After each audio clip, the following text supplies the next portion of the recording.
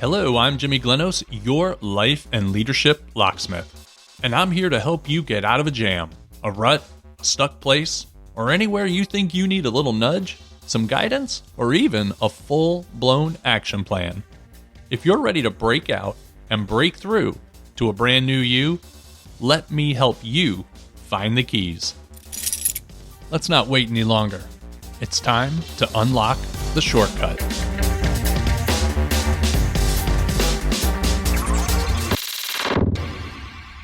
Hello, I'm Jimmy Glenos, the life and leadership locksmith, and welcome to Unlock the Shortcut. This week, I sat down with a good friend of mine, Reiner Lomb. Reiner is the founder of BoomerangCoach, an executive coaching firm specializing in leadership and career development, innovation, and transformational change. He's the author of 2 books, The Boomerang Approach, Return to Purpose, Ignite Your Passion, and Aspire, 7 Essential Emotions for Leading Positive Change No Matter Where You Are. For over 20 years at Hewlett-Packard, Reiner launched and led new software product businesses and helped grow HP Software into a multi-billion-dollar organization. Today, his mission is to mobilize and develop leaders to create a more sustainable and positive future for all.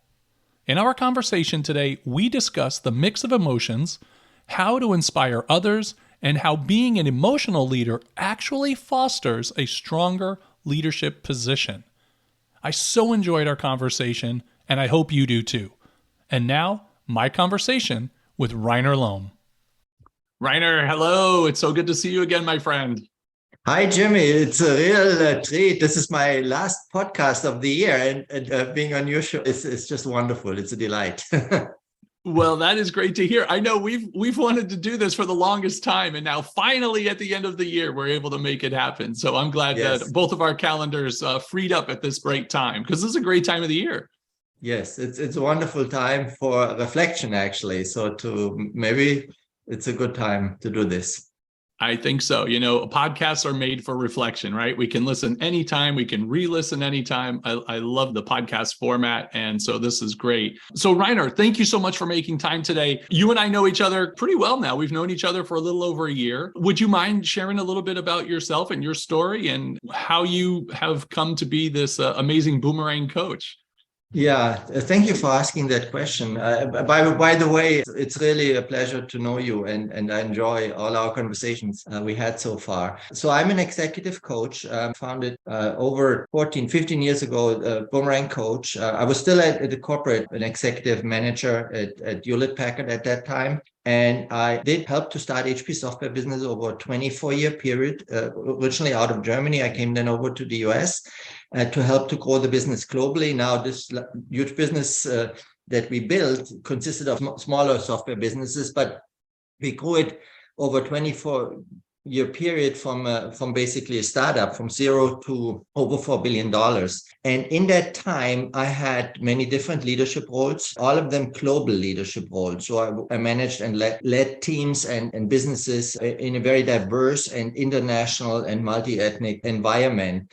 And so that's a little bit my background. I grew up in Germany in a divided country during the Cold War. So that informed a lot of my worldview. And maybe that's why I have become a bridge builder, experiencing the reunification of Germany and the impact it had on me.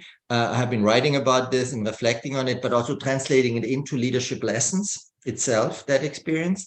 But today I have dedicated my life. My mission is basically to mobilize leaders that want to make the world a better place, a more sustainable, create positive change for future generations. So I care pretty much about the well-being of our future generations. I have children, I have a grandson, but I care about all children in the world, because I really, this is at this time, I try to mobilize leaders and help them to become successful in creating positive change.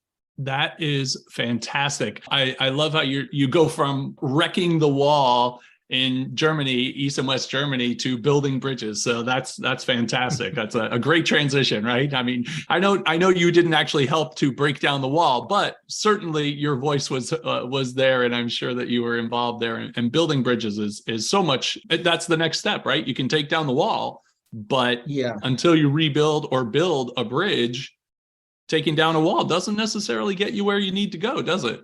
Yeah, it's very interesting that you say that, that I didn't bring down the wall. I did not bring down the wall. Actually, I was in Cuba at that time and observed it from the distance and came home and was in awe how the country had changed just within a couple of weeks while I was away. But I have to say one thing, that it was individuals that brought down the wall. It was not like Gorbachev and Reagan and those people kind of created an atmosphere where that could happen. But what really brought down the wall was the peaceful revolution of thousands and millions of people that had an emotional shift from fear, from hopelessness to optimism and to confidence. And it's just in a very short time frame. And that actually the pressure became so strong for the government that they finally had to open the border. And many people, I don't know if, the audience in terms of age here that listening to us today, but many of us watched then people enthusiastically celebrating crossing the border at this time and bringing down actually the wall stone by stone. But I wanted to say one thing, Jimmy. You just triggered something in me. Today, I lived in a divided country that was divided by a physical barrier. Now I live in the United States, a country divided by emotional barriers, intangible barriers. And we all also need to find ways to overcome those barriers. Like the people at that time brought down the wall and the physical barrier of the Iron Curtain. Now we need to think about how, because the issues we have in the world, the huge challenges like climate change, social, economic divide, racial divide, we have these mass shootings just as an example of dysfunction of our society. We have to overcome those emotional barriers. And those are resentment, they are anger, they are hatred, they are fear, hopelessness, fear of the future, and things like that. So we need to create an emotional shift to overcome those emotional barriers so that we can work together on those big issues. It sounds like you're talking about building trust.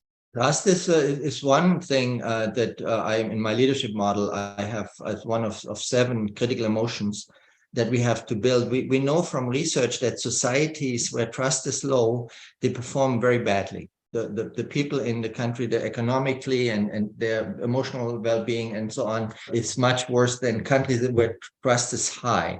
Now, in this country right now, and in many other countries in the world as well, and even between countries, trust has been eroded over the last decade or so.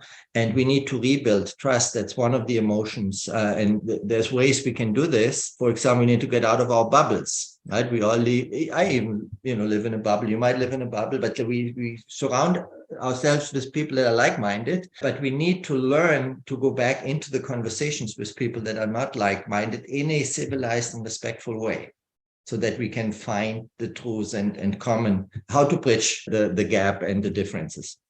Yeah, that makes so much sense. That's what's so lovely about your book is that, we've all read so many different management books and leadership books, and often they are theoretical or so high level that they're nice to read, but they're not necessarily practical.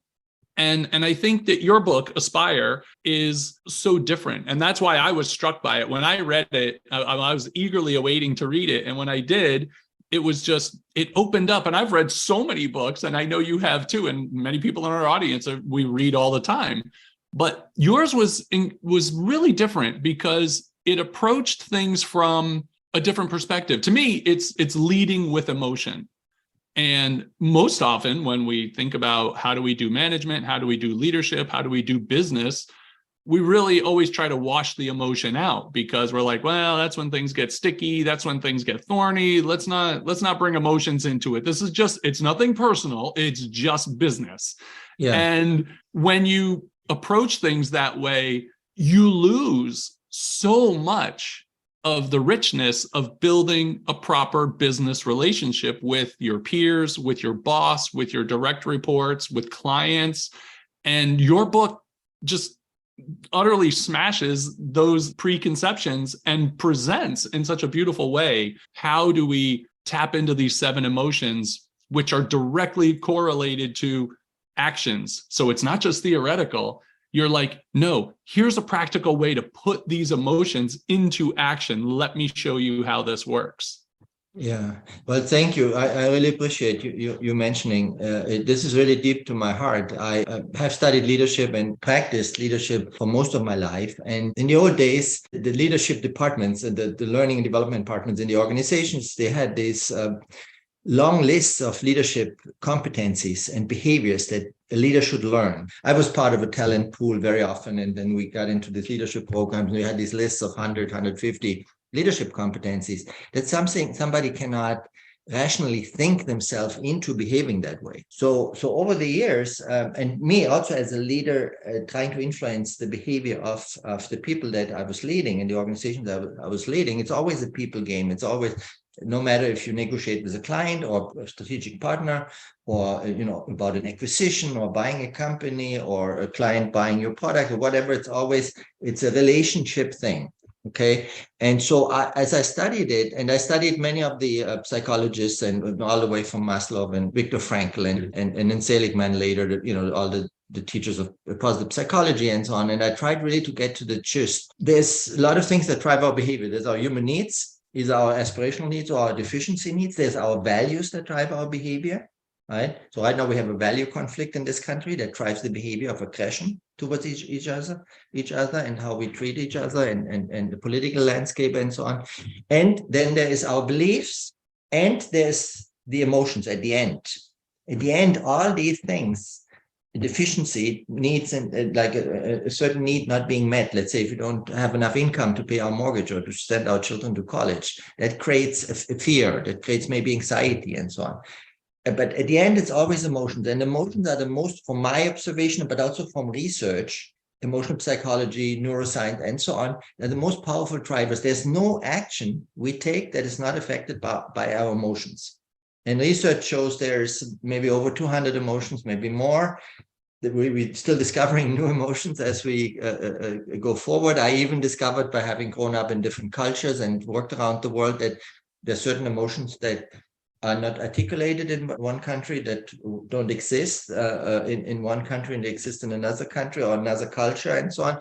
But in general, it's a very complex space and it's invisible. So it's very hard for a leader and for any person to learn in the emotional domain, because first, it's not visible. Second, it's not taught in school. All our education system from pre-K all the way to universities and into the corporate world, it's focused on the rational thinking. Like to make everything rationalized, and everything is rational. And when we think hard enough about something, we make the right decision, and then we execute on it and so on. But that's not how we really work. The way we really work is that we observe our environment. We might, with a threat, it's more obvious. We have learned that, right? We have a fear, or we have like, dangerous situation in a meeting. Our boss raises an eyebrow when we say something, and we perceive it as saying, oh, this is a dangerous situation for me. My boss did not like what I said. I'm in trouble, right? So, but it's that's something we learn through evolution. But there's many more this is an emotion that's more obvious, the fear, the anger, and so, but there's many emotions that are less obvious and we are not able to articulate.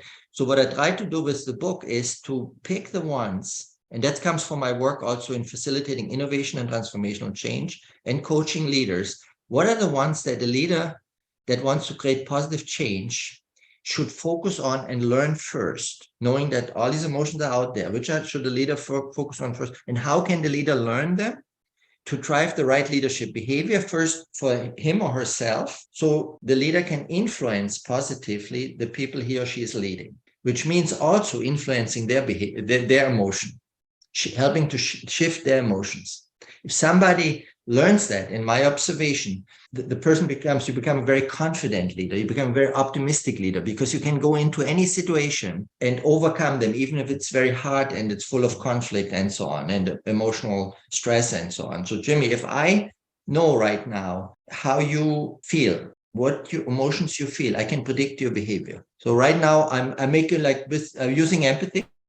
So there's an emotion to put myself into your shoes as a podcast host, that you are in an emotion and mood of curiosity and interest, which are two different ones, but they complement each other. That allows you to ask me questions, and on top of a question, when I answer another question and so on, and go deeper into the topic, it allows you really to understand. It's one of the 7 emotions that I wrote in Aspire in the book, to say for a leader needs to understand before they can act and make decisions, and before they even can lead. They need to understand there's a person, what they need. They need to understand the solutions and the systems that meet those needs. Very astute words there. So, Reiner, what's my next move? I think there will be another question from you, because I think you're in a mood of curiosity. I see your face. Your listeners cannot see your face, but I can see your face. And it was full of, it was reflective a little bit, thinking, what should I ask next? Right? And so you were also a little bit curious about your own reaction to what you just heard.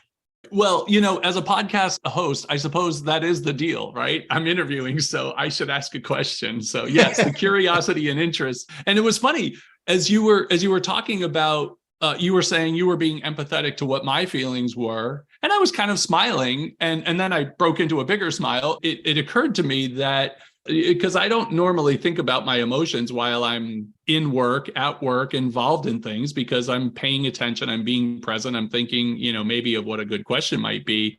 But I thought, oh, well, I feel very comfortable. I feel content. I feel happy. I feel, satisfied with what this conversation, I don't feel nervous or stressed in any way. And so it allows me to be more free and easy and get in my flow. But that's because you're being a good guest, right? And I know we're flattering each other now, but there's that trust that's built, because if you were being very quiet and not answering well, then I would start to feel differently, right? I would start to get nervous, like, oh my gosh, this isn't going well. How do I fix this? What do I do? How am I going to make this happen? And I don't feel that way. I feel that this is very organic and flowing well. So yeah, this is a good point. And you mentioned something very important.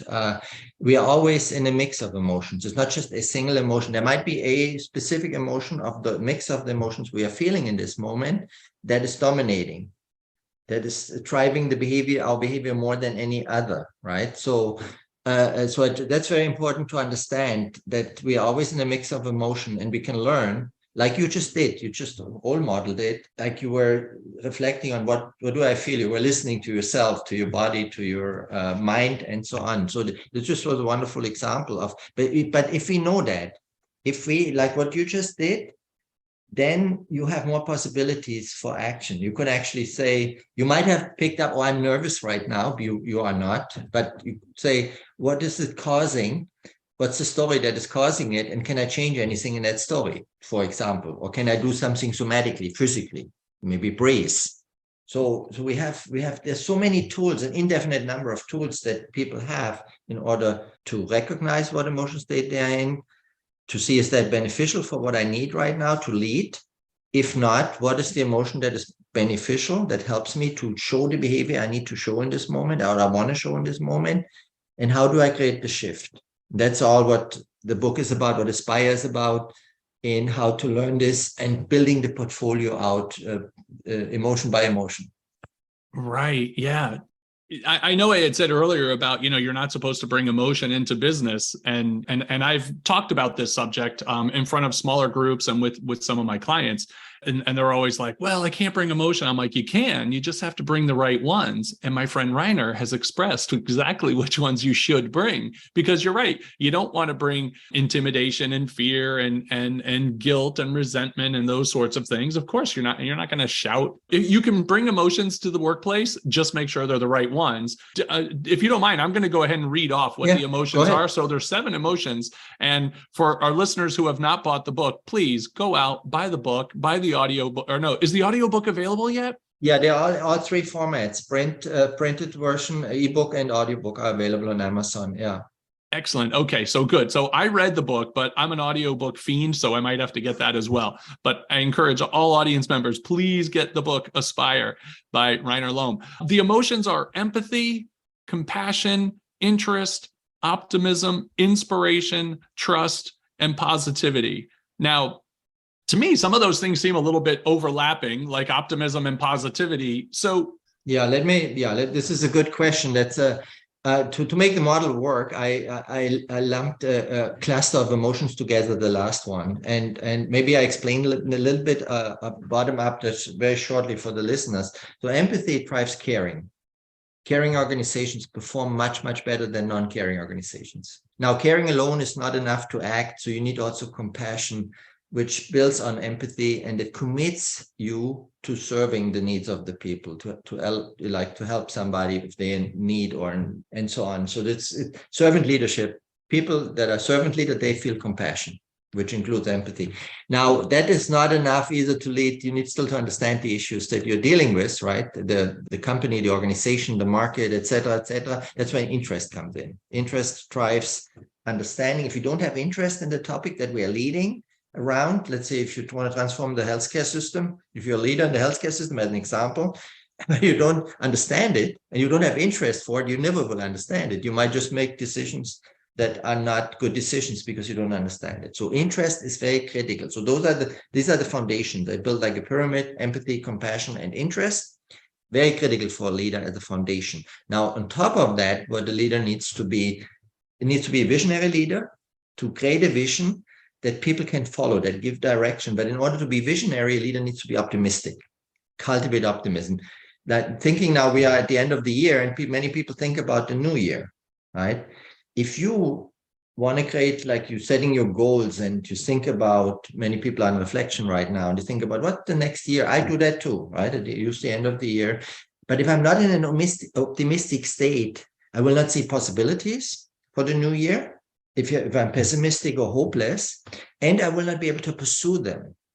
So cultivating optimism, and in Aspire, I describe how we can cultivate optimism. What are the different types of optimism? Now, on top of optimism, if you're a visionary leader, let's say you lead a team or an organization, and you have this wonderful vision, you still need to mobilize people to help you create that vision. Mobilize people and resources, money, funding, et cetera, et cetera. And in order to do that, you need to inspire. Inspiration is that emotion that provides a sustained commitment, and it commits you actually to act in terms. It makes you act on the goals and the things that you want to achieve. On top of inspiration, that drives mobilization. So you have mobilized all these people, you have hired a team. You still need to make them work together, and that takes trust. Right? Working together means collaboration. Without trust, there's no collaboration. There's many dimensions of trust. I won't go into all of the details here, but it can be learned, it can be cultivated. But trust drives collaboration, which allows an effective coordination of action towards that vision. And the last one is actually the positivity. It's around things go wrong. We had a pandemic. We're still not over it completely, but we had a war with inflation that affected many businesses. Many businesses got out, sadly, and many struggled still, and some tried to recover and so on. But what is required for a leader and for any person is to be resilient, to overcome setbacks, to overcome adversity, challenges, roadblocks, and so on. And research shows it is the emotional state defines how resilient are we. So if you're in a state of positive emotions, if we feel positive emotions, which is a whole cluster of emotions, this might be joy, gratitude, awe, interest. Some of the previous emotions are included in that. That's where you see the overlap. Optimism is a positive emotion. Hope is a positive emotion. The fascinating thing with this is they can all be cultivated. If you, for example, I had some tragic losses during the pandemic, not related to the pandemic. So I had to grieve. I wanted to grieve, but I had also to function, to work, to write a book, to serve my clients, and so on. So I was consciously picking beside grieving, beside feeling that emotion of sadness and loss and everything, I also balanced it out with positive emotions. So I tapped into sources that gave me joy, sources of gratitude, sources that gave me awe, things that interested me. And I balanced it out. In that way, I was much more resilient. I went through it really, really well. And I did it on purpose. And I coach people in the same way that are going through a hard time. I have many CEOs of startups and so on. They lose funding from one day to the next because of the economic conditions. And then I help them to become more resilient. That's one of the coaching scenarios, right? Where either you help a leader to build a vision, to put it into plans, to deal with people and challenges, but also one of the scenarios is setbacks and adversity and how to overcome it. So in the emotional space, you can do a lot to become more resilient and then overcome those challenges. resilience probably is, for anyone, but as a leader, resilience has got to be one of the toughest things it's certainly one of the emotions or behaviors you have to embody, because we're going to let ourselves down occasionally, but also often other people are going to let us down, or like you say, they don't get the funding, or it falls through, or something happens in the market, or in the social aspect of the world. And so things are going to happen, and we've got to be ready for it. And so resilience and building that through the multiple emotions that make up positivity is really critical to continuing on and being able to persevere and just be able to go on. Yeah. And again, having that tool available. So I know we have some coaches that might listen, and some leaders that go through challenges here, is knowing that when you hit that wall, suddenly, it comes always suddenly. Somebody made a commitment, a funder, and suddenly pulls the money back, or something happens in environment, like in the economy or whatever. We have plans. We get up in the morning, we want to execute on the plans, but we learn something that say, I cannot execute. I need to rethink this. And suddenly we are flooded with these negative emotions, and they sabotage our ability to be resilient, to function, to think clearly. And so that's when, for a coach, it's important when a coach is called by the leader they're coaching to know the emotional state that leader's in, and help them create a shift, help them to create an emotional shift. It's one of the greatest services that I try to do as a coach in that moment. Sometimes it's also helping somebody rationally thinking through a problem. But in this case, the number one goal is for me to help to pick the person up where they are emotionally in that moment of crisis, and help them create, so that at the end of the call, they're in a different emotional state, and they can, from that different plateau, emotional foundation, can make decisions with more clarity, also with more energy, with more optimism, or more hope, at least more hope that they will overcome that challenge. The challenge of overcoming those things, that really is one of the greatest things of having a coach. Like I feel a little bit bad for leaders who don't have coaches, because they're really doing themselves a disservice, and they're also not giving as much as they can to the organization, or if it's their business, they're probably very passionate about what they do and what the business provides and the purpose that they provide. But having a coach is such a big difference. And that's how like you say, you're shifting them to a different emotional state, a different energy state, helping them become more resilient, overcoming any of those barriers or blocks that they see happening. What do we do with some leaders who are not, they're more assertive? They're more acerbic.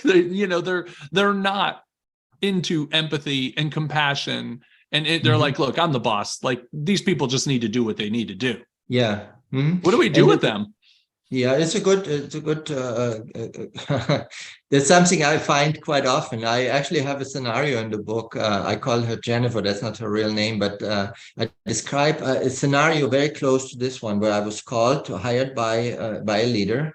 She was just 6 months in a new leadership role, hired by the company for a very important role. It was one of the top 50 or top 100 companies in the world.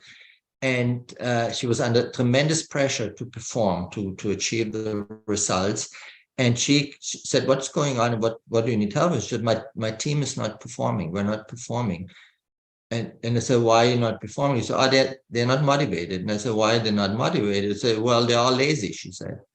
She was angry. She said it out. She was in an emotional state where she could not assess the real emotional state of her team. That was one thing. But the other thing, it did lead to a misjudgment. So I said, why? So tell me a little bit more about it, their laziness. And she said, well, they are paid well, and they should just perform.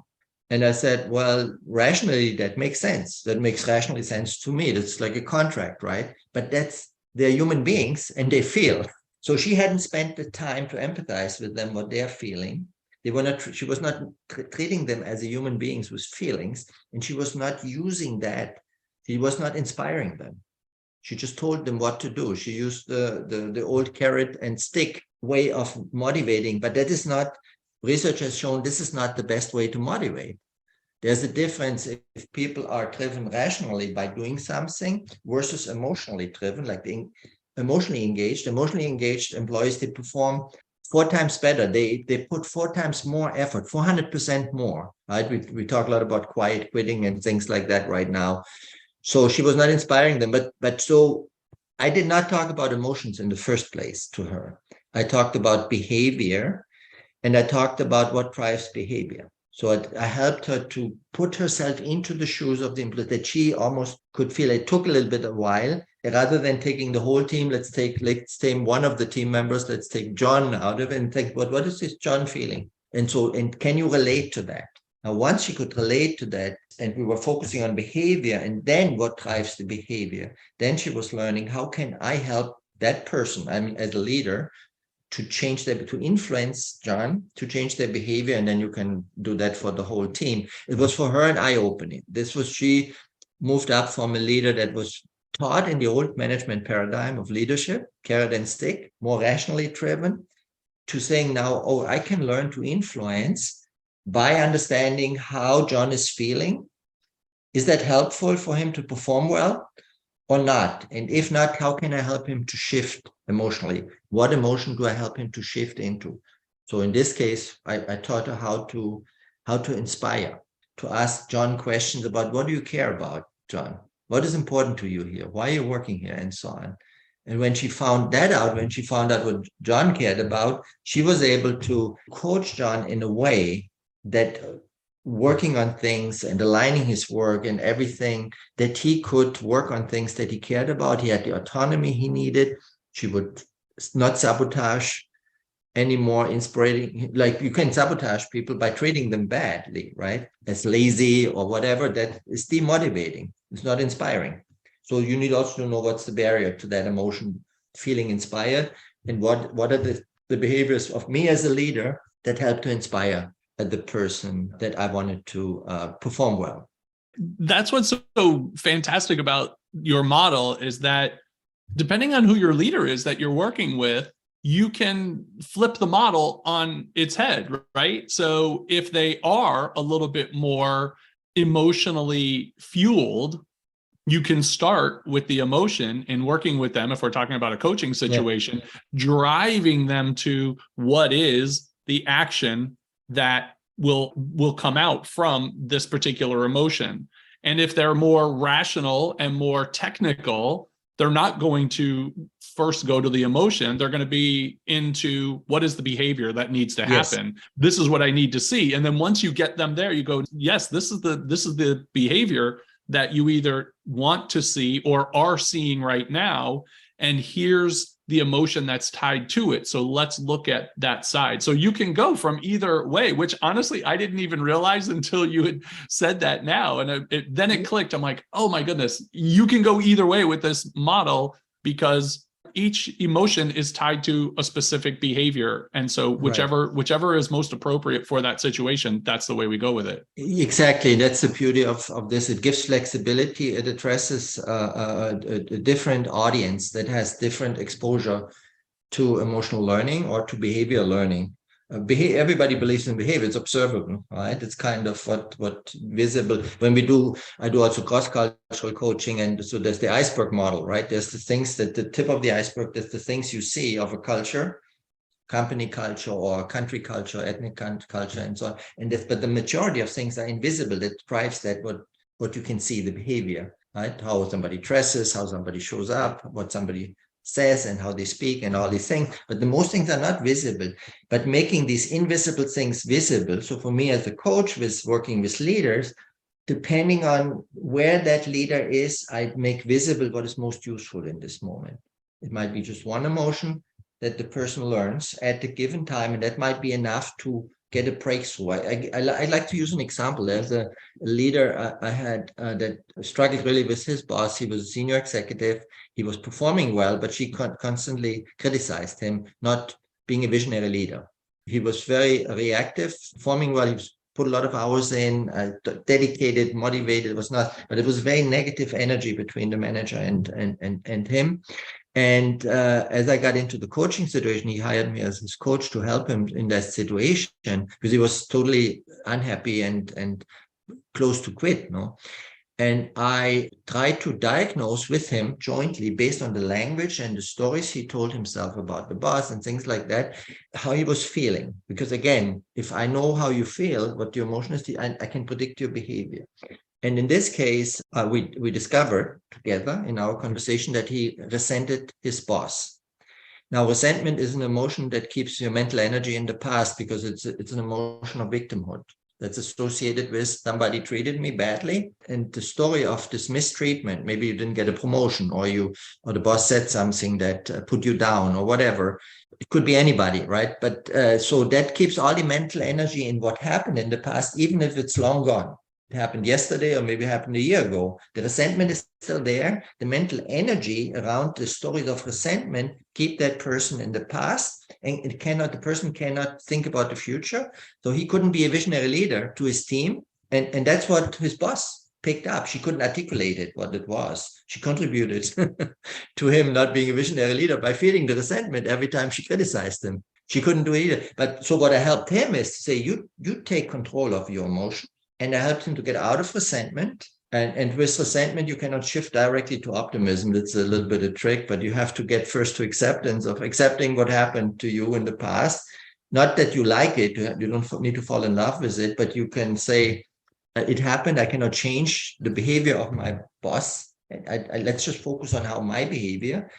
And then accepting that allowed him then to move to future-oriented emotions such as hope and optimism. And that allowed him to become a visionary leader. The tremendous transformation, everybody around him, and his boss later would say, what happened to you?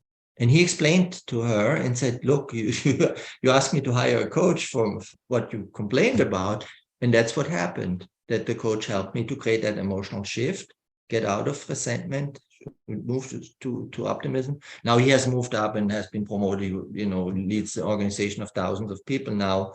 At that time, it was a team of 20 or 25 people. So he really became a more confident, more optimistic leader and an inspiring leader through this emotional shift. So basically what you're saying, Reiner, is coaching works. Coaching works. Not everybody's coachable. No, yeah, I think everyone's coachable. I think maybe they're just not always it's not always right at the right time, maybe. But yeah, there's two sides, right? There's kind of the coach, the match of the coach with the coachee is also very important. Right. It's very so, but coaching works. I've used coaching for most of my career in my life. I had the luxury to have always coaches and mentors. Both available. And sometimes it's a good friend you have a conversation with that helps you to see something that you don't see by yourself. It's really about seeing new possibilities for actions if you are in a situation that you cannot get out yourself, or you want to become more effective or get over a challenge or whatever. Somebody you can talk to and that helps you. So I recommend to people, if you don't have a coach available, find somebody you trust. You can have a conversation and ask them, help me think this through. And a great place to start is obviously to read your book to understand some of these things. You've tied your model to some other management or leadership models. And the one that I was most interested in, because I love situational leadership, or situational leadership 2, SL2, in particular for me, the way that you tied the 4 development levels with the leadership levels of enthusiastic beginner, which is where we do a lot of directing, and you prescribe compassion and positivity. With a disillusioned learner, where we're doing more coaching, you prescribe empathy and inspiration. With a capable but cautious performer, which is where we do supporting, you prescribe interest and self-trust. And then with a self-reliant achiever, where we do a lot of delegating, you prescribe trust and optimism. I tried to pick it apart and go, no, it can't be. There's no way this actually works. And the more I thought about it, because I'm a little critical, but the more I looked at it and thought about it, it makes perfect sense. Like, I love how the enthusiastic beginner, because they're just starting out, they come with positivity. They come with a lot of, I want to do this, I want to do this. But they don't necessarily, they need a lot of directing. They don't know what they're doing. And so they need that compassion where you're serving. You're like, yeah, let me help you with this. Let me show you how this works. And you also match their positivity, which is great, because you don't want to be not positive, like capitalize on what the positives are for them. And one of them Yeah. is enthusiasm and positivity. So I love that you tie in that compassion. Like those, it's a great prescription for the Yeah. model.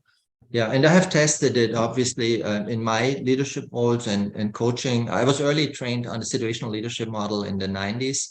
Also, Ken Blanchard was an advisor on the book, one of the many great advisors that I had the luxury. And so I had him validate the model and give feedback and so on as well. But what I was saying, like the discoveries of these emotions that you just described for the different leadership quadrants came from my own experience in leading and people at different stage of their development. When I brought sometimes people that needed more coaching, that were new managers on my team versus others that were senior people, and I needed to change the way I behave towards them. And in order for me to change differently, I needed to shift my own emotions and also understand where they are emotionally in that moment. If it's a new person that's very enthusiastic but doesn't know, the direction yet, I have to be a little bit more directive. But in order to do that, I need to be very clear on the vision. I need to be very clear. So I need to be in the emotional state and help that person to stay in the emotional state that's useful for that person. So that's how the model came. But I'm always open if one of the readers and listeners here says, "Oh, there's another emotion that you should experiment with it." By any insight from when you read something or you hear something, use it, experiment it with. Does it work for you or not? Maybe there's something you discover that helps you as well. The point, what you're pointing out, Aspire, the leadership model, Aspire itself with its 7 essential emotions, not competing with any other leadership model. It is making any leadership model, and I put 3 in the book with different scenarios. The others, the conflicting values framework from Robert Quinn, which is also a mentor of mine from Michigan University, and then another one is the Blue Earth model for innovation and so on, and transformational change. And so I put different as examples in there, but I would encourage the readers or your listeners to map it to any kind of leadership model they are using. It's not just for those 3. Yeah, that's really good advice. I love that. I did want to say when I look at the disillusioned learner, and I promise we won't talk about SL2 for the rest of the show. The 2 that you prescribe are empathy and inspiration, and I thought it was a little bit surprising because I would have thought you would put either optimism or positivity with a disillusioned learner because they're disgruntled and they just can't see why they're doing this and are they happy at all. And so initially I thought, well, we should be more positive and optimistic and help them lift them up.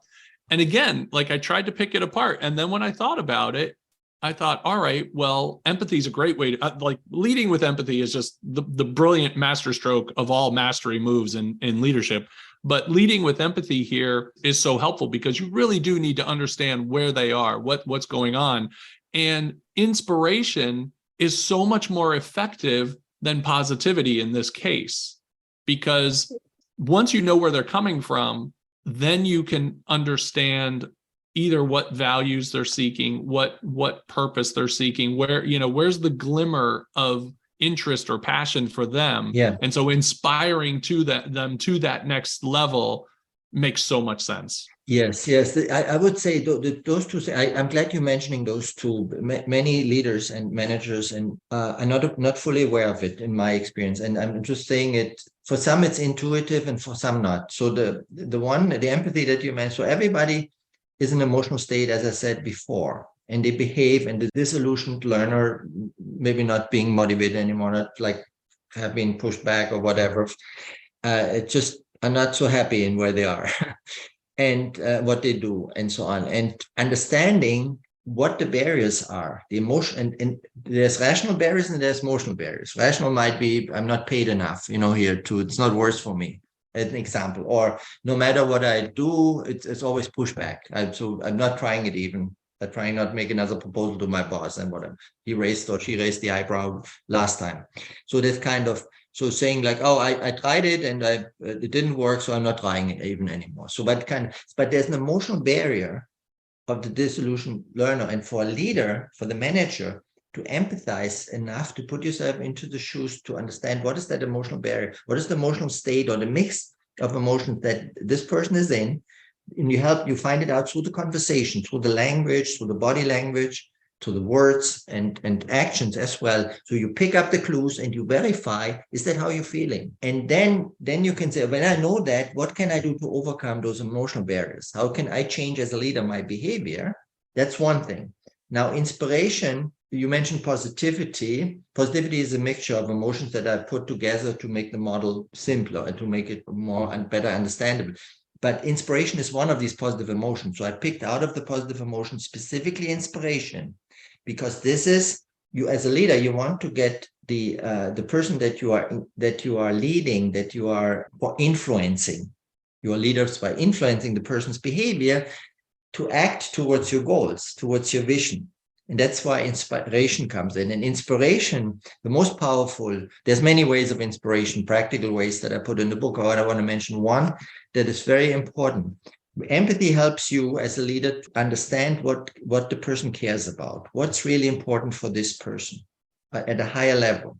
Now, inspiration helps you to link, to align that work, the tasks, the goals, the coaching that you do to that higher aspiration of that person. And that's what inspires. If that person cares, that's if you know what the most important thing is that this person cares about, and you coach towards that, you define the work, the goals and the tact, whatever the person is doing with that higher aspiration, that you don't need to motivate that person. You don't need to do much. The person, I had a manager once, he said, this looks so easy, Reiner, what you're doing. Like, you don't have to do much. Your team performs so well. He did not see what I did in the background, all the conversations, and creating that alignment. So on the surface, outside, I didn't shout in the meetings. I didn't correct. I let them using situational leadership model and other tools. But I had done the work in the background to make sure that the people that are hired were aligned with our vision and mission.